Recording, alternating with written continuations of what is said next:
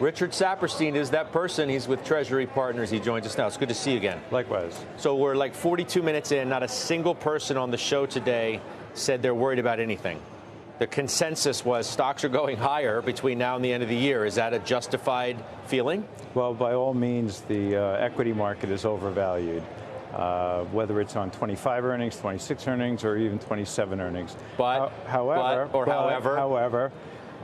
we're still fully invested, and I think investors have to recognize that we're up 115% in 5 years. Maybe their asset allocations are tilted too much to equity.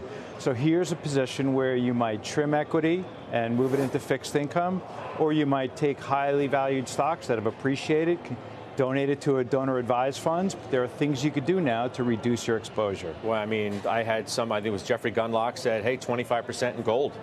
Gold's going up. Now, I know that may be a large number to somebody like you, but the point being that you should be loading up in areas other than equities, perhaps because the reasons that you said. Valuations are rich by historical standards. How do you assess that? We're loading up on high-grade, long-term municipal bonds. We've been doing that. Yeah. But within the stock market, there are great theses you can have and still have an excellent stock portfolio. So it isn't as if you've got to exit stocks across the board. First look at the asset allocation and then find the sectors you want to be in. But you say you should rotate out of small and mid-cap stocks when some people are just saying to themselves, hey, now's the time to finally lean in.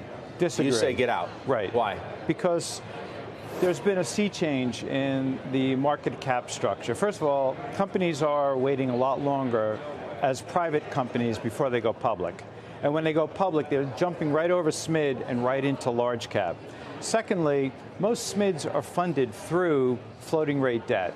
And so the argument now is, well, if the Fed cuts, rates are going to go down, their cost of capital will go down. I don't want to buy companies based on cost of capital. And finally, with the advent of ETFs, most investor money might go into SPY, and 40% of that is large cap tech. So that's where I want to be.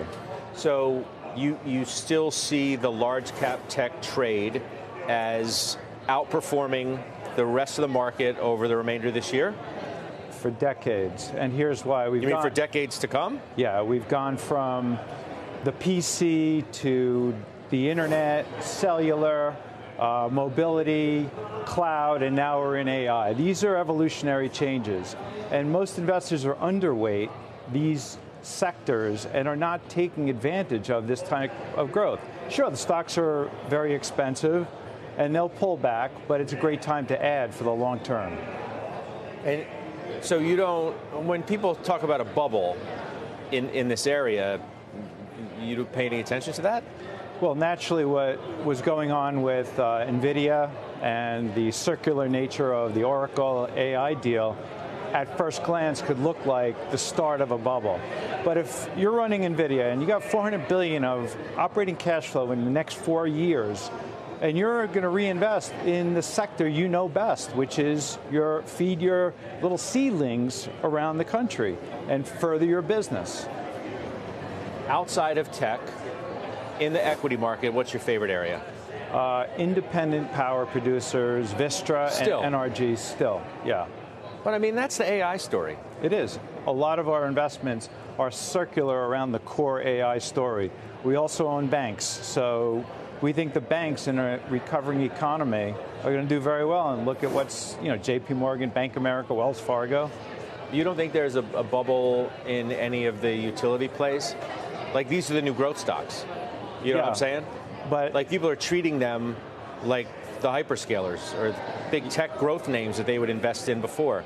Right. Boring old utilities, which used to be a safety play, a proxy on yields. Now we're literally treating them like they are the new growth stocks. Let's separate between the regulated and the independent power producers. The two IPPs that I own, Vistra and NRG, have operating cash flows of 9 and 10%. Now, they're reinvesting back in their business and they're expanding their capacity.